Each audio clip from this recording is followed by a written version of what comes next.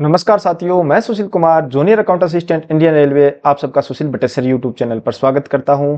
आज हम बात करने वाले हैं ग्रुप डी की एक ऐसी पोस्ट के बारे में जो सबसे बेस्ट है, असिस्टेंट वर्कशॉप मैकेनिकल डिपार्टमेंट। मैं ऑलरेडी इस पोस्ट पर वर्क कर चुका हूं। यदि आप मेरे चैनल पर नए हैं तो चैनल को सब्सक्राइब कर लें, जिसका एक फायदा तो यह है कि मैं अपने कम्युनिटी टैब पर डेली रेलवे के प्रीवियस ईयर के क्वेश्चन डालता हूं। इसके अलावा मैंने सभी रेलवे जो प्रोफाइल बनाकर अपने चैनल पर अपलोड कर रखी है। आज की वीडियो में हमारे मेन टॉपिक रहने वाले हैं, जैसे सिलेक्शन प्रोसेस क्या रहता है असिस्टेंट वर्कशॉप का, training, posting, job profile, promotion, salary और क्या क्या अलाउंसेस मिलते हैं, leave and transport facility, advantage और डिसएडवांटेज, और फीमेल के लिए यह पोस्ट कैसी है, इन सभी को इस वीडियो में कवर करने वाले हैं। तो वीडियो में आगे बढ़ने से पहले बता दूं कि ग्रुप डी में 25 क्वेश्चन स्पेशली विज्ञान से पूछे जाते हैं, आपके सामान्य विज्ञान से। इसलिए साइंस का स्ट्रॉन्ग होना आपके लिए बहुत ही महत्वपूर्ण है, जिसके लिए किरण पब्लिकेशन की बुक आती है क्वेश्चन बैंक, जिसमें 2018 से लेकर 2023 तक जितने भी रेलवे के एग्जाम हुए हैं उनके सभी के ईयर वाइज और सेट वाइज साइंस के क्वेश्चन सिलेक्ट करके इस बुक में संग्रह किया गया। जैसे एनटीपीसी हो गया, सीबीटी फर्स्ट, सीबीटी 2, फिर ग्रुप डी हो गया, एएलपी का हो गया, एसआई कांस्टेबल और जीडीसी का एग्जाम हुआ था। सभी 255 एग्जाम हुए थे, उनके 255 सेट दिए गए हैं इस बुक में। 2700 प्लस आपको लेटेस्ट टीसीएस प्रीवियस ईयर के क्वेश्चन इस बुक में मिल जाते हैं। इसके साथ साथ यदि आप टॉपिक वाइज वन लाइनर पढ़ना चाहते हो तो किरण पब्लिकेशन की यह दूसरी बुक आती है सामान्य विज्ञान। यह एनसीईआरटी के नवीनतम पैटर्न पर आधारित है, जिसमें आपको भौतिक साइंस की, रसायन विज्ञान, जीव विज्ञान के अलावा सभी साइंस के टॉपिक कवर हो जाते हैं। तो किरण पब्लिकेशन की ये दोनों बुक्स आप नजदीकी बुक स्टोर से भी परचेज कर सकते हो।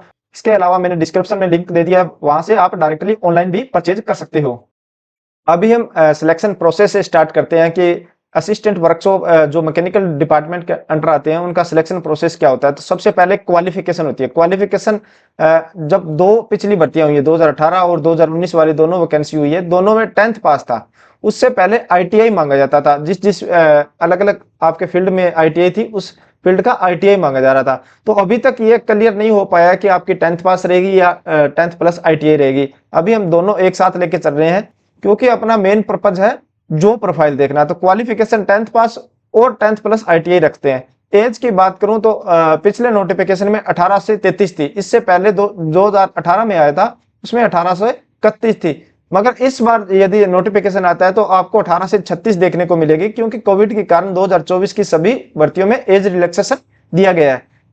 और इस पोस्ट पर भर्ती के कौन कौन से तरीके हैं। एक तो डायरेक्ट आरआरसी, यानी जो आरआरबी भर्ती करवाता है उसको बाद में आरआरसी देखता है, इसलिए डायरेक्ट आरआरसी से भर्ती होती है। दूसरा होता है सीजी ग्राउंड, यानी कंपनसेशन ग्राउंड। जो भी कोई वर्कर या एम्प्लॉय रेलवे में कार्य कर रहा है, उसकी डेथ हो जाती है तो उसके परिवार में से या उनके बच्चों को या उनकी वाइफ को या उनके हस्बैंड को कंपनसेशन ग्राउंड पे नौकरी दी जाती है, उसे सीजी ग्राउंड बोलते हैं। हम मेनली बात करने वाले हैं डायरेक्ट वाले की। तो डायरेक्ट के लिए रेलवे आरआरबी ग्रुप डी का एग्जाम करवाता है, जिसमें आपका पैटर्न रहता है सीबीटी फर्स्ट रहेगा, फिर पीईटी एग्जाम होगा, फिर डॉक्यूमेंट वेरिफिकेशन, फिर मेडिकल, वन वाइज वन हम जानते हैं। तो अभी हम 2019 वाला नोटिफिकेशन भी साथ साथ में देख लेते हैं, जिसमें सबसे ऊपर इस पोस्ट को रखा गया था मैकेनिकल डिपार्टमेंट की C1 मेडिकल स्टैंडर्ड था। और यहाँ आप देखोगे 18 से 33 एज थी और 10th पास और आईटीआई लिखा हुआ था, क्योंकि उस टाइम 10th पास वाले भी एलिजिबल थे। तो अभी क्वालिफिकेशन को तो यही हम होल्ड पे रखते हैं कि जैसे ही ऑफिशियली नोटिस आता है तभी मैं बताता हूं। अभी हम सीबीटी फर्स्ट के एग्जाम से स्टार्ट करते हैं कि सीबीटी फर्स्ट एग्जाम आपका 90 मिनट का होगा। 90 मिनट में 25 साइंस के क्वेश्चन रहेंगे, 25 मैथमेटिक्स के, 30 रीजनिंग के और 20 करंट अफेयर के। टोटल 100 क्वेश्चन रहने वाले हैं और आप 100 ही मार्क्स का होगा। 90 मिनट आपको इसके लिए दिए जाएंगे। जो फिजिकली डिसेबल कैंडिडेट है उनके लिए 120 मिनट का समय दिया जाता है। तो यहाँ कट ऑफ की बात करूं तो पहले कट ऑफ आती है आपकी पीईटी के लिए, जो आपका फिजिकल एफिशिएंसी टेस्ट होता है उसके लिए। तो यहाँ 3 गुना बुलाए जाएंगे। जो 2018 वाली भर्ती थी उसमें 2 गुना, उस बार क्लियर नोटिफिकेशन में दिया गया है कि 3 गुना कैंडिडेट बुलाए जाएंगे। तो यहाँ आपकी यह तो डिपेंड करता है वैसे तो आरआरबी पर, फिर भी मैं एक आइडिया दे दूं, 70 से 80 के बीच में कट ऑफ रहती है आपकी, 70 से 80 के बीच में। फिर पीटी में आपका क्या रहता है कि पीटी में ये यहाँ स्पेशली मेंशन किया हुआ है कि 3 टाइम इस बार बुलाए जाएंगे। जो 2019 वाले नोटिफिकेशन में भी 3 टाइम बुलाए गए थे। तो यहाँ मेल के लिए रहता है 35 किलो वजन उठाकर 100 मीटर की दूरी रन करना होता है, 2 मिनट का समय दिया जाता है, तो यह आराम से हो जाता है। इसके बाद 1000 मीटर की यानी 1 किलोमीटर की दौड़ होती है 4 मिनट और 15 सेकंड में। यह थोड़ा सा मुश्किल होता है, थोड़ी प्रैक्टिस करने पर यह निकल जाता है। फीमेल के लिए 20 किलो वजन उठाकर 100 मीटर की दौड़ 2 मिनट में होती है। इसके साथ साथ 1000 मीटर की दौड़ 5 मिनट और 40 सेकंड में निकालनी होती है। ये थोड़ा नीचे वाला थोड़ा टफ है, ऊपर वाला कोई इतना टफ नहीं है, सभी ऊपर वाला लगभग पास कर लेते हैं 99%। बस नीचे वाले में जो फेल होते हैं वो नीचे वाली कंडीशन में ही फेल होते हैं। तो मेल और फीमेल के लिए अलग अलग कंडीशन रखी गई है। तो सिलेबस भी मैंने साथ साथ में बता दिया कि मैथ, रीजनिंग, जीके, जीएस आपका रहने वाला है। 1/3 आपकी इसमें नेगेटिव मार्किंग रहती है। यदि आप पीईटी क्लियर कर जाते हो तो फिर आपको डॉक्यूमेंट वेरिफिकेशन के लिए बुलाया जाता है।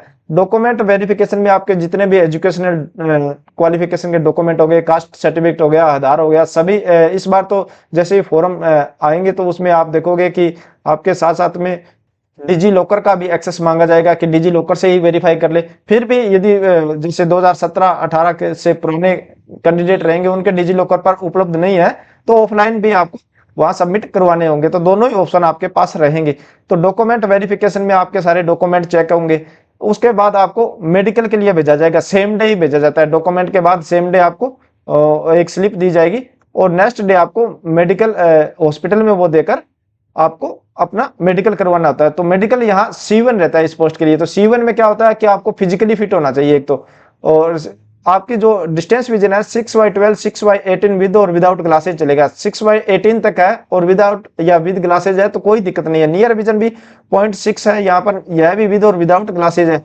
यह सिर्फ रीडिंग और क्लोज वर्क के लिए रिक्वायर्ड होती है, यानी स्पेशली यह पोस्ट वर्कशॉप के लिए बनी होती है। यह कह सकते हैं यहाँ पर C1 कैटेगरी की, क्योंकि ओपन लाइन में C1 कैटेगरी नहीं मांगी जाती। तो फिर बात करते हैं कि फाइनल मेरिट की। तो मेरिट आपकी जो CBT एग्जाम होता है उसी पर आपकी फाइनल मेरिट बनती है। तो पहले हमने देखा 70 से 80 के बीच में UR की बता रहा था मैं, इसके कैटेगरी और जो आपकी RRB है उसके ऊपर डिपेंड करता है, प्लस माइनस 5-6 नंबर हो जाता है। तो फाइनल कट ऑफ आपकी जो PET के लिए कट ऑफ जाती है उससे 5 से 6 नंबर इंक्रीज हो जाती है। जहां 70 से 80 बता रहा था वहां 75 से 85 कर लो, जो फाइनल कट ऑफ आती है 75 से 85 के बीच में। इस बार तो परसेंटाइल आएगा, तो परसेंटाइल भी यहाँ आप देखोगे लगभग 80 प्लस आपका रहने वाला है। तो हमने सिलेक्शन प्रोसेस तो पूरा जान लिया। इसके बाद होगी आपकी ट्रेनिंग। तो ट्रेनिंग में आपको क्या रहता है कि यह ट्रेनिंग डिपेंड करता है आपकी कहाँ पोस्टिंग होती है उसके अकॉर्डिंग। कुछ जगह आपको 15 दिन की भी देखने को मिलेगी, कुछ जगह 30 दिन की देखने को मिलेगी, कुछ जगह मोस्टली 10 दिन की पोस्ट ट्रेनिंग होती है, वो पोस्टिंग प्लेस पर ही करवा लेते हैं।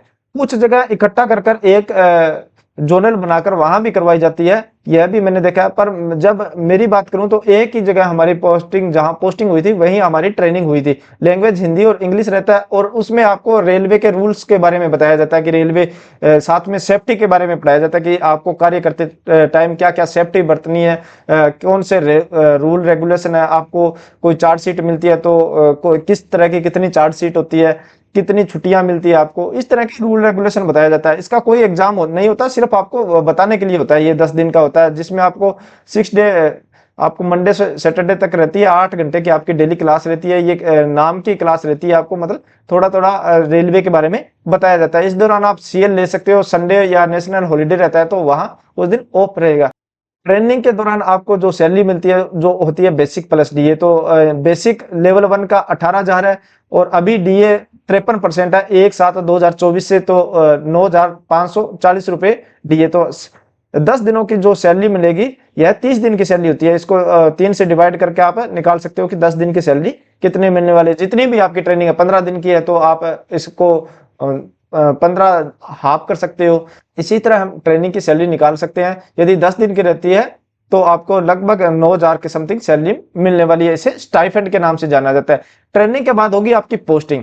तो पोस्टिंग आपकी कहाँ होती है? पोस्टिंग होती है मोस्टली X और Y सिटी में होती है, Z सिटी में बहुत कम होती है, क्योंकि इनकी पोस्टिंग वर्कशॉप या प्रोडक्शन यूनिट में होती है। ओनली मैकेनिकल डिपार्टमेंट की जो वर्कशॉप है CNW होगी या फिर प्रोडक्शन यूनिट है तो उन्हीं में इनकी पोस्टिंग होती है। और स्टार्टिंग में पोस्टिंग आपको किसी शॉप में न देकर, मैं आगे बताऊंगा आपको जॉब प्रोफाइल में कि कैसे कैसे इनको आगे शॉप अलॉट होती है। तो स्टार्टिंग में इनको यार्ड में रखा जाता है। यार्ड का मतलब होता है कि आपको एक स्टार्टिंग इनिशियली होता है, वहां से आपको अलग अलग सेक्शन में काम के लिए भेजा जाता है। जेड सिटी में बहुत कम वर्कशॉप है, वैसे है पर बहुत कम आपको वर्क देखने को मिलती है। मोस्टली आपको वाई सिटी में ज्यादा मिलती है, एक्स सिटी में भी बहुत कम आपको वर्कशॉप या प्रोडक्शन यूनिट देखने को मिलती है। ड्यूटी टाइम की बात करूं तो 8 घंटे ड्यूटी टाइम रहता है, नाइट शिफ्ट भी होती है। जनरली 2 ही शिफ्ट में काम होता है वर्कशॉप में, सुबह वाली 6 से 14 और फिर 14 से 10, 2 शिफ्ट में। एक जनरल शिफ्ट रहती है इसके साथ 8 से लेकर शाम को 4 बजे तक। मोस्टली जो होते हैं लगभग 70% एम्प्लॉय इसी में काम करते हैं, 30% इन 2 जो शिफ्ट रहेगी इसमें काम करते हैं। थर्ड शिफ्ट कुछ कुछ प्रोडक्शन यूनिट में थर्ड शिफ्ट चलती है, नाइट शिफ्ट रहती है, उसे नाइट शिफ्ट बोलते हैं। कुछ वैसे तो सभी जो वर्कशॉप या प्रोडक्शन यूनिट होती है उसमें नाइट शिफ्ट रहती है, पर कुछ ही सेक्शन है उनमें जहां नाइट शिफ्ट का वर्क रहता है। संडे आपको वीकली एक ऑफ मिलेगा। बायोमेट्रिक अभी मैंने देखा है कि लगभग सभी जगह स्टार्ट हो चुकी है, सभी प्रोडक्शन यूनिट या वर्कशॉप है जितने भी, सभी में बायोमेट्रिक स्टार्ट हो चुकी है। तो आपकी बायोमेट्रिक से अटेंडेंस लगेगी, यानी फिक्स 8 से 4 आपकी ड्यूटी है, तो 8:15 तक आपको पहुंचना होगा और शाम को 4 बजे आप एक बार फिर आपको बायोमेट्रिक करनी होगी। काम के बारे में हम जान लेते हैं कि अभी आपका काम क्या रहने वाला है, जो प्रोफाइल मिलने क्या रहने वाली है। तो ये डिपेंड करता है आपको किस टाइप की शॉप अलॉट होती है वर्कशॉप में या प्रोडक्शन यूनिट में। आपको एसएससी या जेई आपके हेड होते हैं, वो आपको अलॉट करते हैं कि आपको क्या कार्य करना है। तो आपको सबसे पहले जैसे मैंने बताया कि यार्ड में आपको कार्य करना पड़ता है, यार्ड से आपको अलग अलग शॉप में भेजा जाता है, बाद में ये परमानेंट हो जाता है। ये स्टार्टिंग में वर्कशॉप या प्रोडक्शन यूनिट होती है उस पर डिपेंड करता है, किसी किसी में 1 महीने बाद अलॉट कर देते हैं, किसी में 6 महीने लग जाते हैं, किसी में साल भी लग जाता है। तो लगभग एवरेज 1 महीने बाद आपको शॉप अलॉट हो जाती है।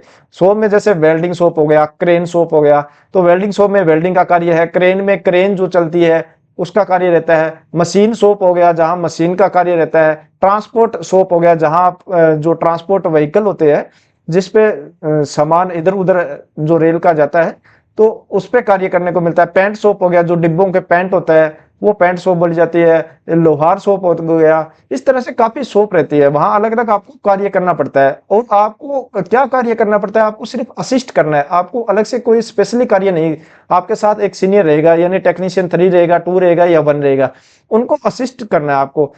मोस्टली काम क्या रहता है ग्रुप डी का कि आपको जो मूवमेंट हो रही है या जो वैगन बन रहा है या फिर कोई प्रोडक्शन यूनिट में कुछ सामान तैयार हो रहा है, तो आपको उसका जो रॉ मटेरियल है इधर से उधर इस शॉप से लाकर दूसरी शॉप में देना। जैसे पैंट शॉप से में पैंट स्टोर से लाकर पैंट शॉप में पैंट उपलब्ध करवाना। वेल्डिंग में जो वेल्डिंग के लिए प्लेट वगैरह है वो आपको स्टोर से लाकर उनको देना, ये कार्य रहता है। इसके लिए जैसे ट्रांसपोर्ट शॉप में व्हीकल आपको दिए जाते हैं जिसे लिस्टर बोलते हैं, उस पर आपको लाद कर लाना पड़ता है। मोस्टली आपको ये काम देखा जाए तो 3 से 4 घंटे का डेली वर्क है, हार्डली 3 से 4 घंटे ही रहता है। वैसे एवरेज निकाला जाए तो 3 घंटे में आपका कार्य खत्म हो जाता है, इतने ही काम होता है। इसके बाद यदि आप एक्स्ट्रा कार्य करते हो तो इसका इंसेंटिव और ओवर टाइम मिलता है। इसमें एक अच्छी बात यह है कि आपकी डायरेक्ट रेस्पॉन्सिबिलिटी नहीं है। यदि कोई सामान नहीं है या किसी वजह से उसको आप नहीं पहुंचा पाते हो तो उसकी डायरेक्ट रेस्पॉन्सिबिलिटी आपकी नहीं होती है। जो आपके सीनियर रहते हैं, टेक्नीशियन 3 हो गया या 2 या 1 जो एमसीएम आपके साथ है, उनकी डायरेक्ट रेस्पॉन्सिबिलिटी रहती है। और यह काम एक ग्रुप में होता है, आप अकेले नहीं करोगे, आपके साथ 3-4 स्टाफ रहेगा। तो इसमें क्या है, छुट्टी भी आपको आसानी से मिल जाती है। जैसे आप किसी कार्य से घर जाना है तो आपको आसानी से छुट्टी मिल जाएगी, क्योंकि ग्रुप में काम हो रहा है कि 5 लोगों में से एक घर भी चला जाए तो 4 लोग आराम से काम चला सकते हैं। इसके साथ साथ इनको ओवर टाइम और इंसेंटिव मिलता है। जो भी प्रोडक्शन यूनिट में जैसे वेगन का आउटपुट हो रहा है, महीने में जैसे 30 का टारगेट मिला, 40 बन गए, तो 10 वेगन का ओवर टाइम या इंसेंटिव, ये वर्कशॉप पर डिपेंड करता है। किसी किसी वर्कशॉप में ओवर टाइम मिलता है, कहीं कहीं इंसेंटिव मिलता है, तो इससे सैलरी इनकी बहुत अच्छी बन जाती है। लगभग एवरेज की बात करूं तो 6 से 7 हजार रुपए ओवर टाइम और इंसेंटिव के प्रत्येक ग्रुप डी वाले स्टाफ को मिल जाते हैं। यह भी आपके जो ये शॉप है, जैसे मशीन शॉप हो गया, क्रेन शॉप हो गया, इन पर डिपेंड करता है कि कितना इंसेंटिव किस शॉप में मिलता है। जैसे ट्रांसपोर्ट शॉप हो गया, पेंट शॉप हो गया, ये सभी इस पर डिपेंड रहता है। तो यहाँ हमने बात किया कि ओवरऑल 3 से 4 घंटे का ही काम रहता है। यूनिफॉर्म की बात करूं तो ये डिपेंड करता है आपकी पोस्टिंग प्लेस पे कि कहाँ आपकी पोस्टिंग होती है। मोस्टली इनकी कोई स्पेशली यूनिफॉर्म नहीं होती है, फिर भी कुछ कुछ प्रोडक्शन यूनिट में किसी ने अपनी यूनिफॉर्म बना रखी है तो वो अलाउ होती है। वैसे रेलवे की तरफ से इसमें कोई यूनिफॉर्म नहीं होती। तो यहाँ हमने जॉब प्रोफाइल जान लिया, अभी हम प्रमोशन भी देख लेते हैं। असिस्टेंट वर्कशॉप का प्रमोशन कैसे रहता है, तो स्टार्टिंग में हेल्पर 1800 पे ग्रेड यानी लेवल 1 पर आते हैं, फिर इनका प्रमोशन होता है टेक 3 में। इसके लिए इनको एक एग्जाम होता है, फॉर्मली एग्जाम होता है, वो सभी ऑलमोस्ट पास कर लेते हैं। फिर इनका वाइवा टेस्ट होता है, एक वाइवा टेस्ट देने के बाद इनको 1900 ग्रेड पे टेक्नीशियन 3 की पोस्ट मिल जाती है। इसमें सभी सीनियोरिटी के हिसाब से सभी पास हो जाते हैं, फिर सीनियोरिटी लग जाती है। सीनियोरिटी के हिसाब से जैसे जैसे ऊपर की पोस्ट खाली होती है आपको पोस्ट मिलती रहती है। यह 2 से 3 साल में आपका पहला प्रमोशन हो जाता है। उसके बाद टेक्नीशियन 2 यानी टेक्नीशियन ग्रेड 2 में 2400 ग्रेड पे पर यहाँ आपको फिर वाइवा टेस्ट होगा और फिर आपको टेक्नीशियन ग्रेड 2 की सीनियोरिटी मिल जाएगी। यहाँ भी आपको 2 से 3 साल लगते हैं, ज्यादा टाइम नहीं लगता। वर्कशॉप और प्रोडक्शन यूनिट में हमेशा प्रमोशन फास्ट रहता है, 2 से 3 साल में आपका प्रमोशन नेक्स्ट प्रमोशन हो जाता है। फिर टेक्नीशियन ग्रेड 1 2800 ग्रेड पे भी यहाँ पर आपको थोड़ा सा 3 से 4 साल लग सकते हैं, यहाँ पर 3 से 4 साल में 2800 ग्रेड पे पर पहुंच सकते हो। फिर एमसीएम या जेई की बात करता हूँ 4200 ग्रेड पे, यहाँ आपको थोड़ा टाइम लगता है, यानी टेक्नीशियन ग्रेड फर्स्ट से एमसीएम जाने में आपको 5 से 10 साल भी लग सकते हैं। यह डिपेंड करता है आपकी शॉप पर, जो आपको ट्रेड मिला है, आपका जो आईटीआई का ट्रेड है, या फिर आपको वाइवा टेस्ट होने के बाद जो टेक 3 बने थे, यहाँ आपको एक ट्रेड मिल जाता है फिक्स, जैसे फिटर मिल गया, किसी को वेल्डिंग मिल गया, किसी को मशीनिस्ट मिल गया, वो ही रहता है हमेशा ऊपर तक।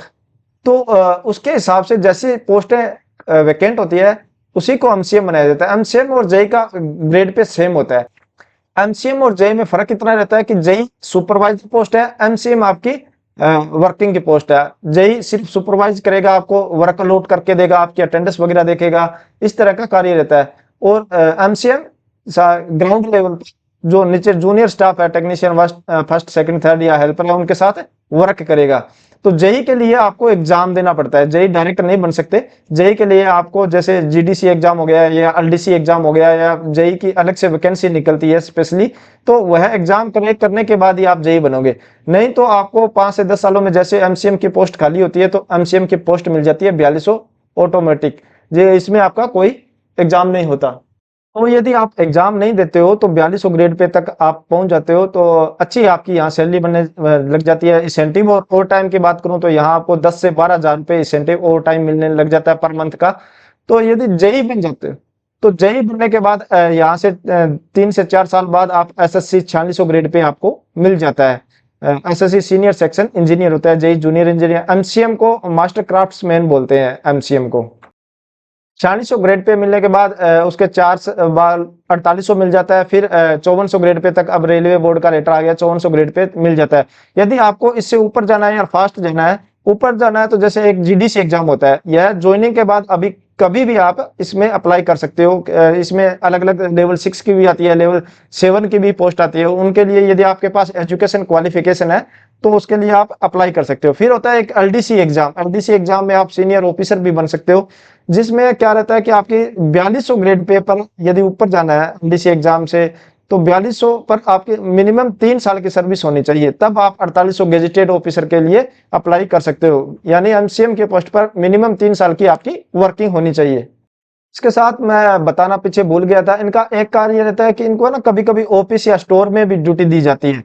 वहां क्या कार्य रहता है, जैसे अटेंडेंस लगाना, या किसी जैसे जेई ने कोई ऑफिस वर्क दे दिया वो करना। ऐसा भी आपके जैसे एजुकेशन क्वालिफिकेशन अच्छी है, आपको कंप्यूटर पर अच्छा नॉलेज है, तो आपको ऑफिस में भी आपकी ड्यूटी लगाई जा सकती है, या स्टोर में ड्यूटी लगा दी, जितने भी आइटम इन हो रहे हैं आउट हो रहे हैं उनका रिकॉर्ड रखना, इस तरह के भी कार्य करने पड़ते हैं इसमें।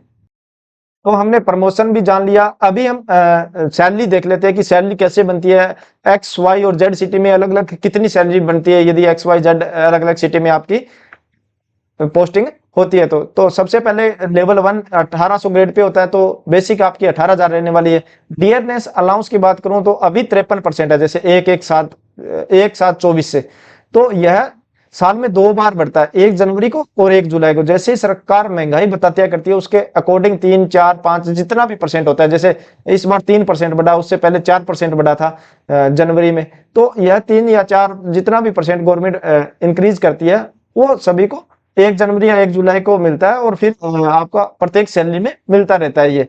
फिर अच्छा हाउस रेंट अलाउंस होता है, यदि आप क्वार्टर नहीं लेते हो तो आपको हाउस रेंट अलाउंस दिया जाता है एक्स वाई और जेड सिटी के अकॉर्डिंग।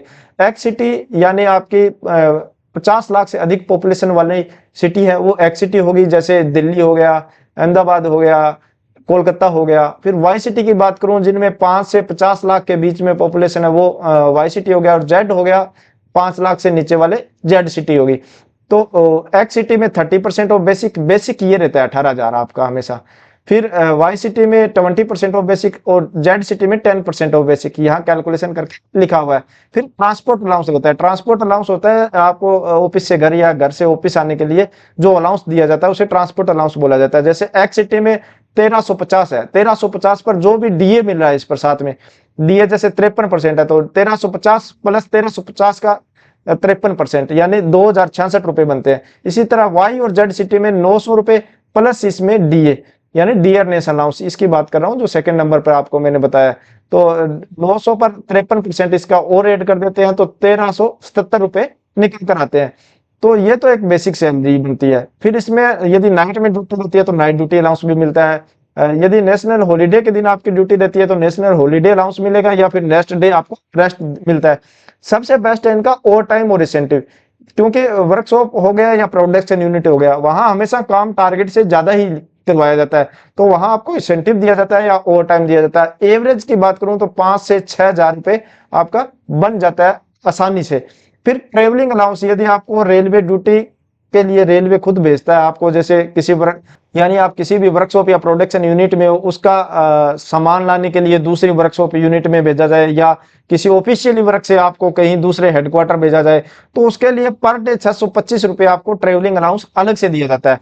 यह तो पूरी सैलरी बन गई। इसमें एक एनपीएस डिटेक्शन होता है न्यू पेंशन स्कीम में, आपके जो बेसिक प्लस डीए रहता है दोनों को मिलाकर उसका 10%, यानी 2754 रुपए आपकी सैलरी से काटे जाते हैं। इसमें गवर्नमेंट का भी कंट्रीब्यूशन रहता है 14%, जो बेसिक प्लस डी है उसका 14%, यानी 2754 आपकी सैलरी से कटेगा और गवर्नमेंट उसमें 3856 ऐड करके 6610 रुपए आपके एनपीएस खाते में जमा होते हैं। वो आपको अभी नहीं मिलते, वो आपको मैं कभी एक डिटेल वीडियो में बताऊंगा कि कैसे कैसे एनपीएस को आप निकाल सकते हो। तो स्टार्टिंग में तो आप यही मान के चलो कि आपको रिटायरमेंट पे ये पैसे मिलने वाले हैं। तो अभी हम देख लेते हैं कि इन हैंड सैलरी कितनी बनती है यदि एक्स वाई और जेड सिटी में आपकी पोस्टिंग होती है। तो जैसे ग्रोस सैलरी की बात करूं, एक्स सिटी में 35,006 रुपए बनने वाली है, उसमें से एनपीएस हम 2754 निकाल देते हैं तो 32,252 रुपए मिनिमम सैलरी बनती है। इसमें ना तो कोई नाइट ड्यूटी अलाउंस है, ना ओवर टाइम इंसेंटिव है, ना ही नेशनल हॉलीडे अलाउंस है, कुछ भी अलाउंस नहीं है, सिर्फ बेसिक सैलरी है। तो इसमें 3,000 और ऐड कर लो, आपको 35,000 के आसपास आराम से सैलरी बन जाती है। फिर वाई सिटी की बात करूं तो वाई सिटी में ग्रोस 32,517 बनता है। नेट पे जो आपके इन हैंड या अकाउंट में आता है 29,763 रुपए, यह भी मिनिमम है। इसमें भी आप 3 से 4,000 और ऐड कर सकते हो, लगभग 33,000 के आसपास यहाँ सैलरी बन जाती है। जेड सिटी में 30,171 रुपए ग्रोस सैलरी और नेट पे जो रहता है 27,963 रुपए, यह भी मिनिमम सैलरी है। लगभग जेड सिटी में आपको night duty allowance, over time incentive सब ऐड करके लगभग 30,000 के आसपास स्टार्टिंग सैलरी है। यह मैं स्टार्टिंग सैलरी बता रहा हूँ। जैसे आप 2024 वाली वैकेंसी में ज्वाइन करके आओगे तब तक डीए भी बढ़ चुका होगा, तो यहाँ 1,000 का वहां फिर आपको डिफरेंस देखने को फिर मिल सकता है। तो हमने सैलरी जान लिया। सैलरी यहाँ देखोगे आपकी हर साल, जो बेसिक मैंने बताया हर साल बढ़ता है, आपका प्रमोशन हो चाहे ना हो। जैसे स्टार्टिंग में आपका 18,000 रहेगा, फिर 18,500 एक साल बाद अपने आप हो जाएगा 1 जनवरी और 1 जुलाई को। जैसे ही आपके 6 मंथ कंप्लीट होते हैं उसके बाद नेक्स्ट इंक्रीमेंट लग जाता है पहला, फिर एक साल बाद लगता है। यानी आपकी मान के चलो जैसे अप्रैल में आपकी ज्वाइनिंग हुई तो पहला इंक्रीमेंट आपका नेक्स्ट जनवरी में लगेगा, फिर आगे नेक्स्ट जनवरी, जनवरी में लगता रहेगा। फिर 2 साल बाद आपको 1900 मिल जाएगा, फिर 19,700। ये आपका बेसिक हर साल आपका बढ़ता रहेगा, चाहे प्रमोशन हो चाहे ना हो। यदि प्रमोशन नहीं होता है तो 10 साल बाद एमएसपी मिलकर आपको लेवल 2 1900 ग्रेड पे में 23,800 पर फिक्स कर दिया जाता है। जितने भी अलाउंसेज होते हैं वो सभी हमेशा बेसिक सैलरी पर दिए जाते हैं। अभी हम बात कर लेते हैं कि लीव और ट्रांसफर के क्या क्या रूल है असिस्टेंट वर्कशॉप के। तो लीव आपको लीव ऑन एवरेज पे एलएपी बोलते हैं, अदर डिपार्टमेंट में इसे ईएलपी बोलते हैं। जैसे रेलवे को हटकर देखेंगे तो ईएलपी बोलते हैं इसे। यह 30 पर ईयर रहती है। 1 जनवरी और 1 जुलाई को 15-15 क्रेडिट हो जाती है आपके अकाउंट में। लीव ऑन हाफ एवरेज पे एलएचएपी, जिसे मेडिकल लीव भी बोलते हैं, यह 20 पर ईयर रहती है आपकी। यह भी 1 जनवरी और 1 जुलाई को 10-10 कर आपके क्रेडिट हो जाती है। कैजुअल लीव की बात करूं सीएल की, तो कुछ जगह 8 और कुछ जगह आपको 10 देखने को मिलती है पर ईयर। जहां 8 है वहां आपको इसके अलावा अलग से नेशनल हॉलीडे कुछ फेस्टिवल वगैरह पर दिए जा सकते हैं। CWM यहाँ के मेन हेड होते हैं जैसे वर्कशॉप के, तो वो दे सकते हैं। प्रोडक्शन यूनिट में GM भी होते हैं कुछ जगह, तो वो दे सकते हैं। वैसे मेनली 8 और 10 के बीच में ही रहता है। फिर नेशनल हॉलीडे आपके 16 रहते हैं।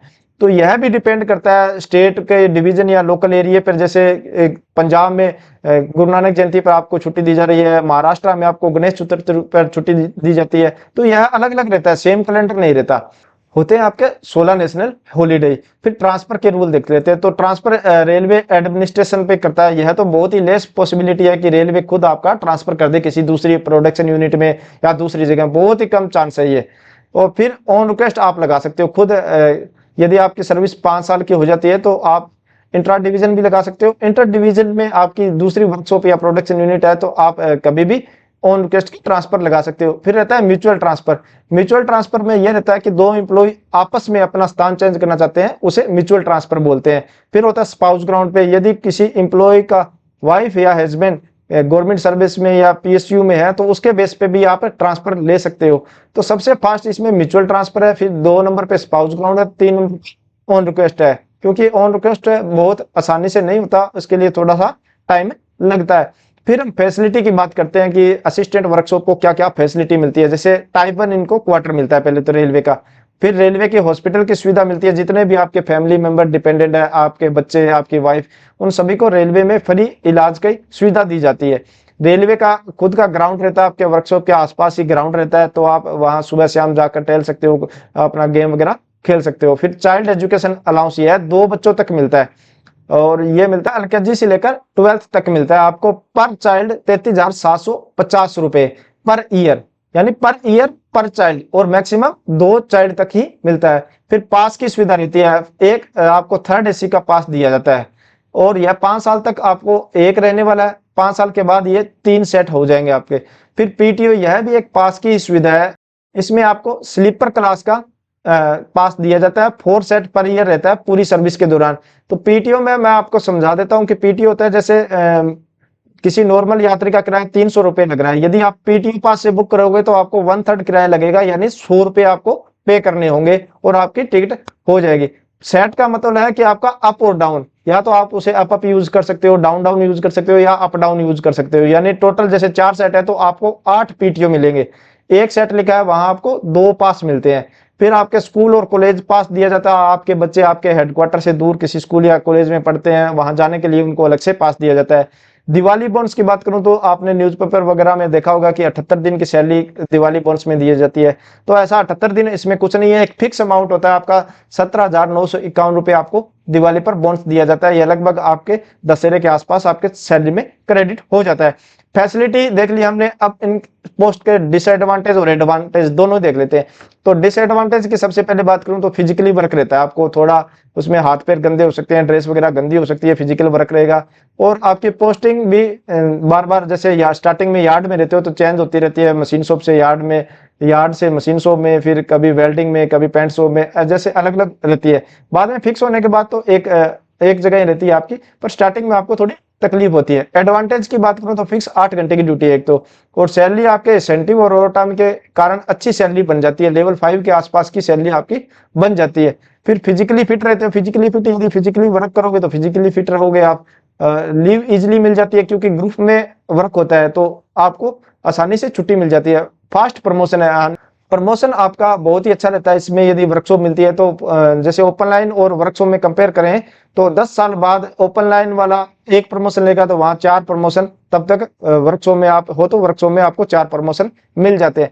पोस्टिंग मोस्टली X और Y सिटी में होती है, Z सिटी में बहुत कम वर्कशॉप है। और फर्दर स्टडी के लिए आपको अच्छा समय मिल जाता है क्योंकि दिन में 3 से 4 घंटे ही मेनली वर्क होता है। 3 से 4 घंटे के बाद आप 2-3 घंटे रेस्ट करने के बाद आगे की स्टडी के लिए आराम से टाइम निकाल पढ़ सकते हो।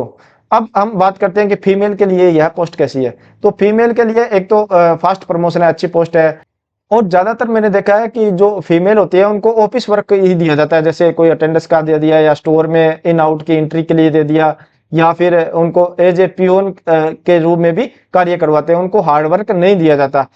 यह मोस्टली ऐसा ही मैंने देखा, 2-3 वर्कशॉपों में देखा ऐसा ही होता है। फिर फिक्स टाइम जॉब है, आपकी जॉब की टाइमिंग फिक्स है, ऐसा नहीं है कि कभी जैसे रनिंग स्टाफ को तो कभी भी आपको नाइट में भी लग सकती है, डे में लग सकती है, ऐसा नहीं रहता। इनकी fix time mostly day time ही ड्यूटी रहती है। फिर सेफ्टी का अच्छा ख्याल रखा जाता है रेलवे के द्वारा। आरपीएफ का स्टाफ आपके साथ रहता है, मतलब जहां भी आपके वर्कशॉप की यूनिट है या प्रोडक्शन यूनिट है, वहां आरपीएफ की एक यूनिट रहती है। तो कुछ भी दिक्कत होती है तो आरपीएफ अपने आप उस मामले को देखता है, और सैलरी आपकी इंसेंटिव वगैरह मिलाकर अच्छी सैलरी बन जाती है। तो फीमेल के लिए ओवरऑल यह अच्छी पोस्ट है। तो ये वीडियो पूरी असिस्टेंट वर्कशॉप मैकेनिकल डिपार्टमेंट जो पोस्ट है उसके बारे में मैंने डिटेल में बताया कि कैसे कैसे उनकी जॉब प्रोफाइल होती है, क्या सैलरी बनती है, पूरा हम इस वीडियो में जाना। तो वीडियो अच्छी लगी हो तो लाइक करें, दोस्तों के साथ शेयर करें। इसके अलावा आप मुझे टेलीग्राम या इंस्टाग्राम पर भी फॉलो कर सकते हो, जिसका लिंक मैंने डिस्क्रिप्शन में दे दिया है। चैनल को अभी तक आपने सब्सक्राइब नहीं किया है तो चैनल को सब्सक्राइब करें। मिलते हैं नई जानकारी के साथ नई वीडियो में। धन्यवाद।